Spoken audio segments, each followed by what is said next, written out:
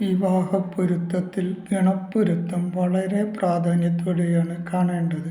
സ്ത്രീ-പുരുഷന്മാർ തമ്മിൽ മാനസിക ഐക്യവും പരസ്പര യോജിപ്പും ഇത് സൂചിപ്പിക്കുന്നു.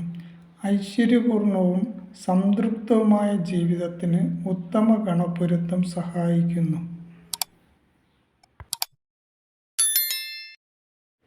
എങ്ങനെയാണ് ഗണപ്പൊരുത്തം നോക്കുന്നത് എന്ന് നോക്കാം.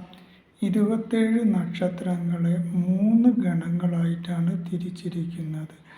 ഈ 3 ഗണങ്ങൾ ഏതെല്ലാമാണെന്ന് നോക്കാം. 1 ദേവഗണം, 2 മനുഷ്യഗണം, 3 അസുരഗണം എന്നിങ്ങനെയാണ് 27 നക്ഷത്രങ്ങളെ 3 ഗണങ്ങളാക്കി തിരിച്ചിരിക്കുന്നത്. ഓരോ ഗണത്തിലും 9 നക്ഷത്രങ്ങൾ വീതമാണുള്ളത്. ഇനി ദേവഗണത്തിലെ നക്ഷത്രങ്ങൾ അശ്വതി, മകയിരം, പുണർദം, പൂയം, അത്തം, ചോതി, അനിഴം, തിരുവോണം, രേവതി എന്നിവയാണ്. മനുഷ്യഗണത്തിലെ നക്ഷത്രങ്ങൾ ഭരണി, രോഹിണി, തിരുവാതിര, പൂരം, ഉത്രം, പൂരാടം, ഉത്രാടം, പൂരുരുട്ടാതി, ഉത്രട്ടാതി എന്നിങ്ങനെ 9 നക്ഷത്രങ്ങളാണ് മനുഷ്യഗണത്തിലെ നക്ഷത്രങ്ങളായി കണക്കാക്കുന്നത്. അസുരഗണത്തിലെ നക്ഷത്രങ്ങൾ കാർത്തിക, ആയില്യം, മകം, ചിത്തിര, വിശാഖം, തൃക്കേട്ട, മൂലം, അവിട്ടം, ചതയം എന്നിങ്ങനെ 9 നക്ഷത്രങ്ങളാണ് അസുരഗണത്തിലെ നക്ഷത്രങ്ങളായി കണക്കാക്കുന്നത്. വിവാഹപ്പൊരുത്തത്തെപ്പറ്റി ചിന്തിക്കുമ്പോൾ ഗണപ്പൊരുത്തം എങ്ങനെയാണ് കണക്കാക്കുന്നത് എന്ന് നോക്കാം. ഗണം 1 ഗുണം 10 എന്നാണ് പറയുന്നത്. സ്ത്രീയും പുരുഷനും ഒരേ ഗണത്തിലാണെങ്കിൽ അവരുടെ ദാമ്പത്യം വളരെ യോജിപ്പുള്ളതും വളരെ സന്തോഷപ്രദവും ആയിരിക്കും എന്ന് പറയുന്നുണ്ട്. ദേവഗണത്തിൽ സ്ത്രീയും ദേവഗണത്തിൽ പുരുഷനും വരികയാണെങ്കിൽ അത് ഉത്തമമാണ്.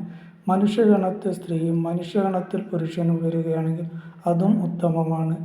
ഒരേ ഗണമായ അസുരഗണത്തിൽ സ്ത്രീ പുരുഷന്മാർ വന്നാൽ അതും ഉത്തമമായി കണക്കാക്കാവുന്നതാണ്.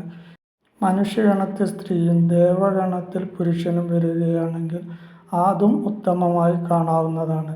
എന്നാൽ മനുഷ്യഗണത്തിൽ സ്ത്രീയും അസുരഗണത്തിൽ പുരുഷനും വരികയാണെങ്കിൽ അത് മധ്യമമായി കാണാവുന്നതാണ്. അസുരഗണത്തിൽപ്പെട്ട സ്ത്രീയും മനുഷ്യഗണത്തിൽപ്പെട്ട പുരുഷനും ഒരിക്കലും പൊരുത്തം ചേർച്ചയായി കണക്കാക്കാവുന്നതല്ല. ഗണപ്പൊരുത്തം ഇല്ലെങ്കിൽ മറ്റ് ചില പൊരുത്തങ്ങൾ പരിഹാരമായി എടുക്കാറുണ്ട്. പ്രധാനമായും സ്ത്രീ ദീർഘ പൊരുത്തം പരിഹാരമായി കാണുന്നതാണ്.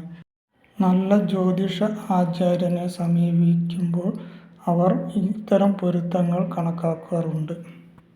വിവാഹപ്പൊരുത്തത്തിനായി പ്രധാനമായും നോക്കുന്ന 10 പൊരുത്തങ്ങളിൽ ഗണപ്പൊരുത്തത്തിന് വളരെയധികം പ്രാധാന്യമുണ്ട്.